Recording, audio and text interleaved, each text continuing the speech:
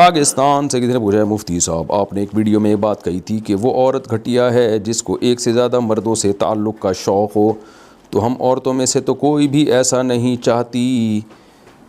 میں تو یہ سمجھتی ہوں کہ جس طرح اللہ نہیں چاہتا کہ کوئی اس کے ساتھ کسی کو شریک کرے، اسی طرح کوئی شوہر بھی نہیں چاہتا کہ اس کی بیوی کا ایک اور شوہر ہو۔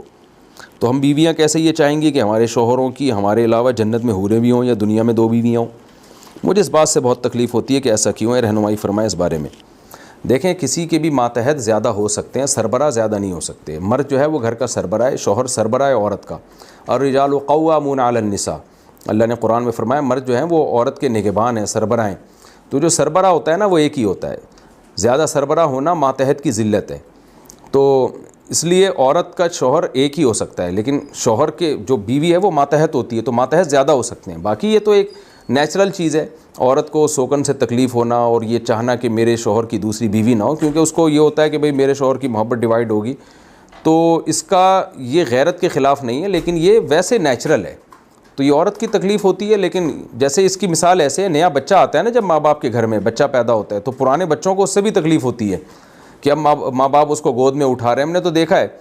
بڑا بچہ غصہ کرتا ہے، بھئی اس کو جو مجھے محبت ملنی چاہیے وہ اس کو کیوں ملنا شروع ہو گئی۔ لیکن اب اس چکر میں ماں باپ بچے پیدا کرنا ہی چھوڑ دیں تو کل انہی بچوں کا نقصان ہوگا، ان کو بہن بھائیوں کی نعمت سے ہی محروم ہو جائیں گے۔ تو یہ وقتی نقصان ہوتا ہے۔ اسی طرح عورت پر جب سوکن آتی ہے تو اس کو ایک وقتی نقصان ہوتا ہے، اس کو دھچکا لگتا ہے۔ لیکن اگر مرد کی بیوی ایک اور شوہر کر لے گی وہ تو ایسا ہی ہے جیسے ایک ملک میں 2 سربراہ ہو گئے، 2 صدر ہو گئے، 2 وزیر اعظم ہو گئے، ان میں تو تلواریں چلیں گی پھر وہ۔ تو یہ بالکل غیرت کے خلاف ہے، پھر اولاد کا نسب کتنا مشکوک ہو جائے گا۔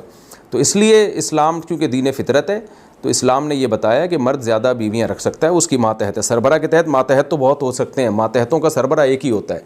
لیکن شوہر ایک ہی ہوگا۔ تو باقی اسلام نے یہ بھی بتایا کہ عورت کے لیے سوکن سے اس کو تکلیف ہوتی ہے تو اس تکلیف کو برداشت کرے، کیونکہ شریعت نے کا اصول اور ضابطہ یہ ہے کہ فرد واحد کی تکلیف کو برداشت کیا جائے گا اجتماعی نقصان سے بچانے کے لیے۔ تو اب اگر ایک عورت کی خاطر مرد دوسری شادی چھوڑ دے تو جو دوسری عورتوں کا نقصان ہو رہا ہے، ان کو گھر نہیں مل رہا، ان کو عفت اور پاک دامنی والی زندگی نہیں مل رہی، تو وہ نقصان زیادہ بڑا نقصان ہے۔ تو اس لیے اسلام نے ایک حکم دیا کہ بھئی ایک عورت کی تکلیف وقتی طور پر عارضی تکلیف ہے، وہ برداشت کی جائے گی۔ اس عورت کو بھی حکم دیا کہ وہ برداشت کرے،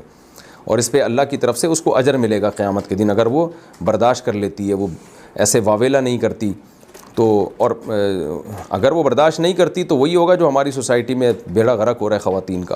دوسری بات ہے اگر وہ برداشت نہیں کرتی تو مرد میں اللہ نے یہ سیکشول ڈیزائرز عورت سے کئی گنا زیادہ رکھی ہیں۔ مرد میں خواہش بہت زیادہ ہوتی ہے، عورت میں نہیں ہوتی زیادہ۔ تو مرد کے ساتھ بھی تو ظلم ہے نا پھر، یہ وہ پھر گناہوں کی طرف مائل ہوتا ہے۔ آپ دیکھ لیں کروڑ پتی مالدار لوگوں میں بیوی ایک ہی ہوتی ہے، میں سب کی بات نہیں کر رہا لیکن بہت جگہ ایسا ہوتا ہے، بیوی ایک ہی ہوتی ہے اور پھر دوستیاں 20 عورتوں سے منہ کالا کر رہا ہوتا ہے جا کے وہ۔ تو مرد اور عورت دونوں کی نیچر کے حساب سے اسلام نے احکام دیے۔ تو خواتین کے لیے یہ ایک آزمائش ہے، سوکن ایک آزمائش ہے، لیکن ان کو چاہیے اللہ کا حکم سمجھ کے اس کو برداشت کریں۔ اسلام نے یہ نہیں کہا کہ عورت اپنے شوہر کو کی دوسری شادی کرائے، اس کو ترغیبیں دے، ایسا نہیں ہے۔ جب کر رہا ہو تو آپ جانے وہ جانے، آپ اس کی راہ میں رکاوٹ نہ بنے، اور تھوڑا بہت ری ایکشن کرنے کا بھی اس کو حق ہے، ظاہر ایک تکلیف ہوتی ہے تو اگر وہ بھی ہو جاتا ہے ری ایکشن، اس میں بھی کوئی حرج نہیں ہے، لیکن یہ تکلیف وقتی عارضی ہے، یہ ہمیشہ کی تکلیف نہیں ہے۔ الجائز ہے کیا بغیر گواہوں کے نکاح ہو جائے گا؟ محمد عمار کراچی سے، اگر لڑکا لڑکی ایک دوسرے کو نکاح میں قبول کر لیں جبکہ وہاں کوئی تیسرا موجود نہ ہو تو کیا اس طرح نکاح صحیح ہو جاتا ہے؟ محمد عمار بھائی، لگتا ہے کہ آپ چاہ رہے ہیں کہ بڑے آرام سے نکاح ہو جائے اور کسی کو پتہ ہی نہ چلے۔ بھائی نکاح اور زنا میں یہی فرق ہے کہ نکاح گواہوں کے ساتھ ہوتا ہے، ہمیشہ کے لیے ہوتا ہے، اور زنا بغیر گواہوں کے ہوتا ہے اور وقتی ہوتا ہے۔ تو اسی وجہ سے ہم متع کو بھی زنا ہی کہتے ہیں، کیونکہ وہ بھی ٹیمپریری ہوتا ہے۔ تو نکاح ہمیشہ کے لیے ہوتا ہے، پھر اس میں طلاق ہو جانا ایک اتفاقی حادثہ ہے، لیکن نکاح ہوتا بہرحال ہمیشہ کے لیے اور گواہوں کی موجود ہونا ضروری ہے۔ صحیح حدیث ہے رسول اللہ صلی اللہ علیہ وسلم کی، لا نکاح الا بحضور شاہدین، آپ صلی اللہ علیہ، یا لا نکاح بغیر شہود کے الفاظ ہیں بعض روایت میں، اور بعض روایت میں آتا ہے کہ الا بحضور شاہدین، کہ 2 آدمیوں کے گواہ ہونا ضروری ہے نکاح میں، اور ایک مرد 2 عورتیں بھی ہو سکتی ہیں، اس کے بغیر نکاح نہیں ہوگا۔ سنت غیر مؤکدہ کو پڑھنے کا طریقہ، محمد صفوان دہلی سے پوچھتے ہیں عصر کی 4 رکعت سنت میں قاعدہ اولیٰ میں صرف التحیات پڑھ کر کھڑے ہو جائیں یا درود شریف اور دعا بھی پڑھیں گے؟ جناب محمد صفوان دہلی سے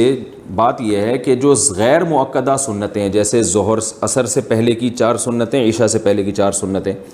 تو ان میں 2 رکعتوں کے بعد آپ کو اختیار ہے اتحیات پڑھ کے بھی کھڑے ہو سکتے ہیں،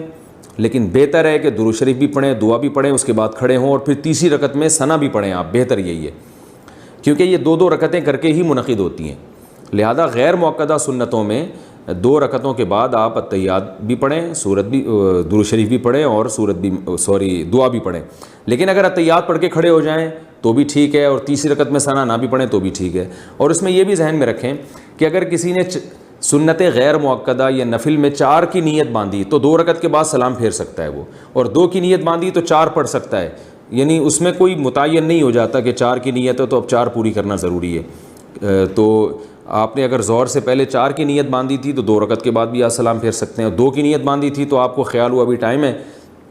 چلو تیسری رکعت کے لیے کھڑے ہو جاؤ، تو یہ بھی جائز ہے۔ اسی طرح تہجد میں بھی یہ جائز ہے، تہجد میں آپ نے نیت کی تھی 4 رکعتیں پڑھنے کی، لیکن آپ 2 رکعت کے بعد سلام پھیر لیں تو بھی ٹھیک ہے۔ نیت کی تھی آپ نے 2 رکعت کے بعد سلام پھیروں گا، لیکن 2 رکعت کے بعد آپ کا ارادہ ہوا چلو یار اسی کے ساتھ تیسری ملا لیتے ہیں، کیونکہ بعض دفعہ انسان کو یہ خطرہ ہوتا ہے میں نے سلام پھیرا تو نماز سے نکل گیا تو شیطان مجھے سستی میں ڈال دے گا، تو سلام پھیرو ہی نہیں ہو، ڈائریکٹ کھڑے ہو جاؤ۔ تو اس طرح آپ جتنی چاہیں رکعتیں پڑھیں، 8 رکعتیں بھی پڑھ سکتے ہیں اس طریقے سے۔ افضل یہ ہے کہ 2 رکعتیں کر کے پڑھی جائیں، لیکن 4 بھی پڑھ سکتے ہیں، 6 بھی پڑھ سکتے ہیں، نوافل میں کوئی پابندی نہیں ہے آپ کی۔ گٹکے کا کاروبار کرنا کیسا ہے؟ کیا گٹکا بیچنا جائز ہے یا ناجائز؟ سہیل مہاراشٹر سے پوچھتے ہیں۔ میں نے اسی چینل پہ جو ایک سوال کا جواب ریکارڈ کروایا ہے سگریٹ اور تمباکو کے حوالے سے، تو گٹکے کا جو حکم ہے وہ سگریٹ اور تمباکو سے زیادہ سخت ہے، کیونکہ سگریٹ کا اتنا نقصان نہیں ہے جتنا گٹکے کا ہے۔ گٹکے کے تو بہت واقعات اور یہ فوری نقصان پہنچاتا ہے،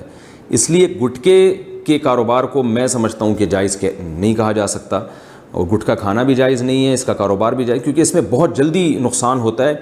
اور اس کے کئی نقصانات ہیں جن میں کینسر، ہم نے اپنے دوستوں کو کینسر سے مرتے ہوئے دیکھا ہے جو گٹکا کھایا کرتے تھے جوانی میں، اور بعض ایسے ہیں جن کا منہ بند ہو گیا، کھل ہی نہیں رہا ان کا۔ سگریٹ میں ہم نے یہ نقصانات بہرحال نہیں دیکھے، تو اس لیے اس کو آپ سگریٹ اور تمباکو پہ قیاس نہیں کر سکتے، لیکن بہرحال اس طرح حرام نہیں ہے جیسے شراب حرام ہوتی ہے، تو ناجائز بہرحال ہے گٹکے کا کام بھی، اور اس کا ضرر بالکل بین ہے، واضح نقصان ہے اور نظر آتا ہے۔ اور ایک چیز یہ ہے کہ اس میں بدبو بہت زیادہ ہے، آپ صلی اللہ علیہ وسلم نے کچا پیاز کھا کے مسجد میں آنے سے منع کیا، تو سگریٹ اور تمباکو کی بو کو جلدی زائل کیا جا سکتا ہے، لیکن گٹکے کی بو جلدی زائل نہیں ہوتی، اور دیکھنے میں بہت کراہت محسوس ہوتی ہے، جبکہ ایذاء مسلم بھی اسلام میں ناجائز ہے۔ آپ صلی اللہ علیہ وسلم دانتوں کی صفائی کا بے انتہا اہتمام کیا کرتے تھے، تو دانت کو اتنا گندا کر دینا کہ دیکھنے میں ایسا لگے جیسے اس نے کوئی گندگی کھائی ہوئی ہے، جیسے گٹکے والوں کا آپ منہ دیکھیں، جب ان کے منہ میں خاص طور پہ گٹکا ہوتا ہے تو الٹی آ رہی ہوتی ہے انسان کو، تو ایسا کام جس سے مسلمان کو تکلیف ہو یہ بھی ناجائز ہے، لہذا ہم سمجھتے ہیں کہ گٹکے کا کام جائز نہیں ہے، لیکن آپ اس بارے میں دوسرے علماء سے بھی رابطہ کر سکتے ہیں، ان سے بھی رجوع کر سکتے ہیں۔